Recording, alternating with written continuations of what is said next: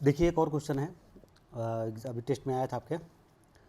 कह रहा है arrange the following inert gases in increasing order of their positive electron gain enthalpy है। Positive electron gain enthalpy, ये चीज़ ध्यान दीजिएगा। पॉजिटिव इलेक्ट्रॉन गेन इंथैल्पी की बात कर रहा है, धनात्मक इलेक्ट्रॉन लब्ध की बात कर रहा है, इलेक्ट्रॉन बंधुता की बात कर रहा है। अब नोबल गैसों को पता है कि इनर्ट गैस है, उनके ऑक्टेट कंप्लीट होते हैं, तो उसमें इलेक्ट्रॉन इंटर कराने के लिए, एक इलेक्ट्रॉन प्रवेश कराने के लिए एनर्जी हमको देनी पड़ती है। तो देनी पड़ती है तो प्रोसेस कौन सा हो जाता है, इंडोथर्मिक। और इंडोथर्मिक होने की वजह से इनकी इलेक्ट्रॉन गेन इंथैल्पी कैसी होती है, पॉजिटिव होती है। तो इस बात ठीक है ना। तो पॉजिटिव इलेक्ट्रॉन गेन इंथैल्पी का ऑर्डर आपसे पूछा है। तो जैसे हम जानते हैं ऊपर से नीचे आने पर इलेक्ट्रॉन गेन इंथैल्पी क्या करती है, डिक्रीज करती है, ऐसा पता है आपको। तो अगर मैं इनका ऑर्डर लिखूँ नोबल गैसों का, हीलियम, नियॉन, आर्गन, क्रिप्टॉन, जिनान और रेडान, यही है। हीलियम का सबसे ज़्यादा होना चाहिए, ऊपर से नीचे आने पर डिक्रीज करता है ना, तो हीलियम का सबसे ज़्यादा होना चाहिए, रेडान का सबसे कम होना चाहिए। लेकिन यहाँ पर एक्सेप्शन आपको याद करना पड़ेगा। एक्सेप्शन क्या है कि ये हीलियम का सबसे कम हो जाता है, ये अलग से याद रखना है। और आर्गन और क्रिप्टॉन की पॉजिटिव इलेक्ट्रॉन गेन थेरेपी लगभग क्या होती है, बराबर होती है, सेम होती है।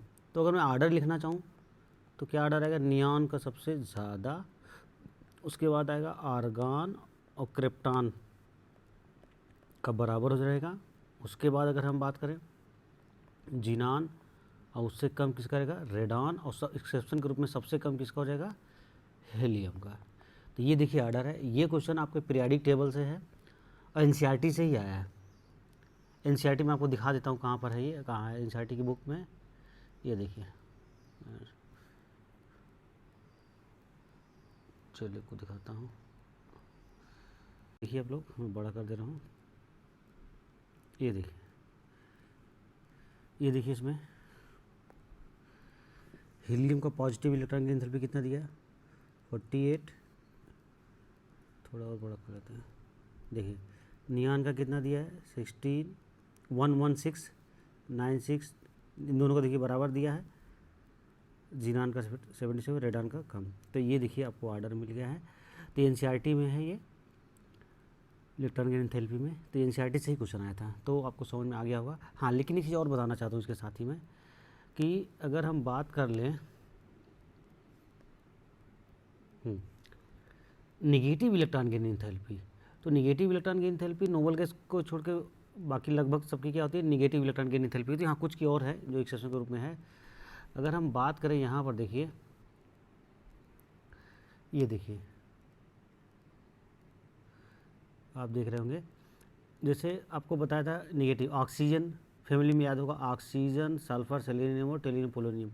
तो अगर निगेटिव गेन इंथैल्पी अगर ऑक्सीजन फैमिली में पूछे, ग्रुप नंबर 16 में पूछे, तो यहाँ पर भी मैंने आपको सिखाया था कि एक्सेप्शन के रूप में आपको याद करना है क्या था, सेकेंड पीरियड और थर्ड पीरियड में, सेकेंड पीरियड और थर्ड पीरियड में किसका ज़्यादा होता है भैया, थर्ड पीरियड वाले का ज़्यादा हो जाता है, सेकेंड पीरियड वाले का कम होता है, due to smaller side and high electron density of the second period element, है ना। सेकेंड, तो थर्ड पीरियड का क्या होता है ज़्यादा। अगर मैं इसके आर्डर की बात करूँ तो सबसे ज़्यादा किसका आता है, यहाँ पर देखिए आर्डर देखिए, सबसे ज़्यादा होगा सल्फर, उसके बाद और एक्सेप्शन के रूप में ऑक्सीजन का कम होते, इतना सबसे कम हो जाता है, सबसे कम का मतलब पोलोनियम से भी कम हो जाता है। तो आर्डर क्या आता है, सल्फर, सल्फर के बाद क्या आता है भैया, सेलेनियम, सेलेनियम के बाद टेल्यूरियम, देन पोलोनियम, उसके बाद ऑक्सीजन आता है। ये देखिए आर्डर है। तो इसको एक्सेप्शन को, ये है, इस एक्सेप्शन को भी आपको याद रखना है।